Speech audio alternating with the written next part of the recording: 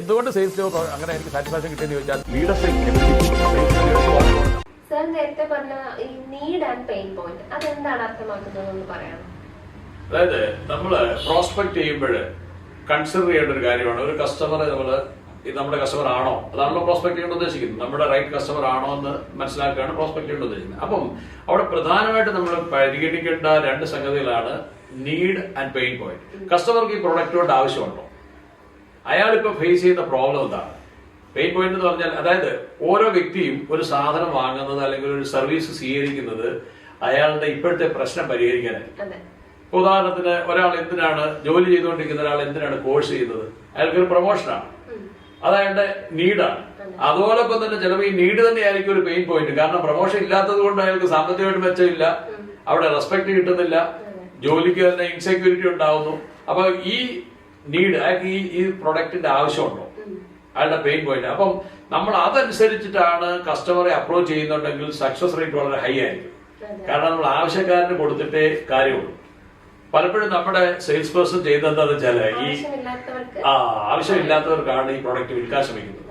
മാത്രമല്ല അയാൾക്ക് ഒരു പ്രോബ്ലം അങ്ങനെ പെയിൻ പോയിന്റേ ഇല്ല, അങ്ങനെയുള്ള ആൾക്ക് വിൽക്കാൻ ശ്രമിച്ചു കഴിഞ്ഞാൽ ഒരിക്കലും വിൽക്കില്ല. മറിച്ച് അതായത് ഒരു നല്ല ശമനക്കാരനാണ് സെയിൽസ് പേഴ്സൺ എന്ന് പറയും. പ്രശ്നത്തിൽ നിൽക്കുന്ന ഒരാളുടെ മുമ്പിലേക്ക് നമ്മുടെ പ്രോഡക്റ്റ് ഇട്ട് കൊടുത്തിട്ട് നിങ്ങൾക്ക് ഇതുകൊണ്ട് നിങ്ങളുടെ പ്രശ്നത്തിന് പരിഹാരം ഉണ്ടാവുമെന്ന് പറഞ്ഞു കഴിഞ്ഞാൽ തീർച്ചയായിട്ടും പോകും. അതായത് ഞാൻ ഇന്നലെ ഒബ്സർവ് ചെയ്തൊരു കാര്യം, കേരളത്തിലെ പല ജില്ലകളിൽ ഞാൻ ഒബ്സർവ് ചെയ്തപ്പോൾ ഈ കൊല്ലം ജില്ലയിൽ ഒരു പ്രത്യേകത കണ്ടു. PSC കോച്ചിങ് സെന്ററുകൾ വളരെ കൂടുതലാണ്. കൊല്ലം ജില്ലയിലാണ് അത് കൂടുതലാണ്. എന്നാൽ ഞാൻ താമസിക്കുന്ന എറണാകുളത്താണ്.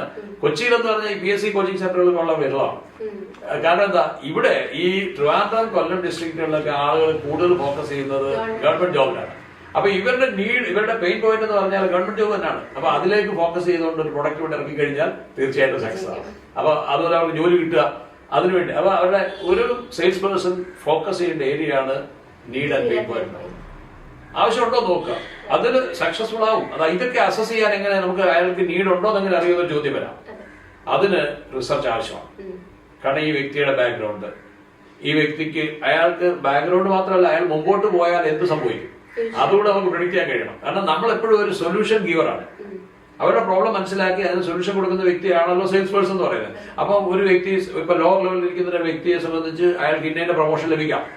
ഈ പ്രൊമോഷൻ ലഭിച്ചാൽ അയാൾക്ക് ഏതൊക്കെ രീതിയിലുള്ള കമ്പനികളിൽ ജോയിൻ ചെയ്യാം, ഏതൊക്കെ രാജ്യങ്ങളിലേക്ക് ട്രാവൽ ചെയ്യാം, ഇതിനെക്കുറിച്ചൊക്കെ നമുക്ക് ഐഡിയ ഉണ്ടെങ്കിൽ അയാൾക്ക് ഡ്രീംസ് കൊടുക്കാൻ പറ്റും. മനസ്സിലായോ? അതായത് മനുഷ്യനെല്ലാം ആവശ്യമായ കാര്യം സ്വപ്നങ്ങളെ തേടിയാണ് ആളുകൾ നടക്കുന്നത്. ഇപ്പൊ ഞാൻ ലിജയോട് പറയാണ്, ലിജയ്ക്ക് നാളെ US പോയി ഇന്നത് ചെയ്യാം എന്ന് ഞാനൊരു ഡ്രീം അങ്ങ് തരുമെന്ന് വെച്ചു. ലിജ അതിനെ ചേസ് ചെയ്യും.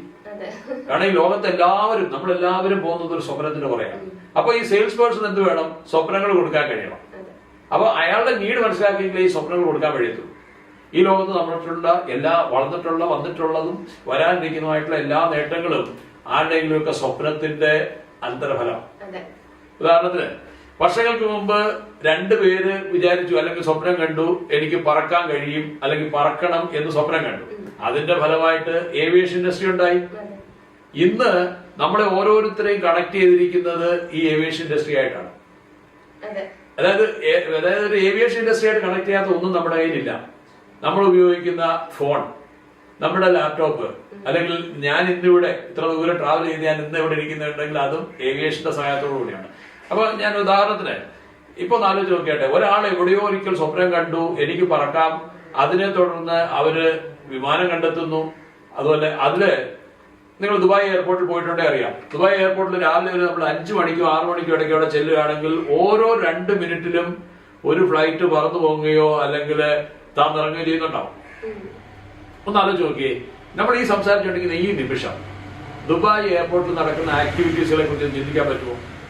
അവിടുത്തെ ഷോപ്സുകള്, അവിടുത്തെ മറ്റ് ആക്ടിവിറ്റീസുകള്, അതുപോലെ തന്നെ ദുബായ് എയർപോർട്ട് ലോകത്തിൽ എത്ര എയർപോർട്ടുകളുമായിട്ട് കണക്ട് ചെയ്യപ്പെട്ടിട്ടുണ്ടെന്ന് ചിന്തിച്ചു നോക്കി. ആ ഓരോ എയർപോർട്ടുകളിലും നടക്കുന്ന ആക്ടിവിറ്റീസ് ഒന്ന് ചിന്തിച്ചു നോക്കി. അവിടെ അതുകൂടാതെ തന്നെ ഓരോ വ്യക്തികൾ, ഇപ്പൊ എത്രയോ കൊറിയർ കമ്പനികൾ അവരുടെ മെയില് പാഴ്സൽ ചെയ്യാൻ വേണ്ടി റെഡിയാക്കുന്നുണ്ടാവാം. എത്ര പേഷ്യൻസിനെ ഷിഫ്റ്റ് ചെയ്യാൻ വേണ്ടി എടുക്കുന്നുണ്ടാവാം. എത്ര ഈ കവിതാക്കൾ അവരുടെ പാർട്ട്നേഴ്സിനെ മീറ്റ് ചെയ്യാൻ വേണ്ടി സന്തോഷത്തോടെ നിൽക്കുന്നുണ്ടാവാം. എത്ര പേര് അവരുടെ ലൈഫ് പാർട്ട്ണർ വിട്ടുപോകുന്നതിനെ കുറിച്ച് ദുഃഖിക്കുന്നുണ്ടാവാം. എല്ലാം ഈ ഏവിയേഷൻ ത്രൂ ആണ്.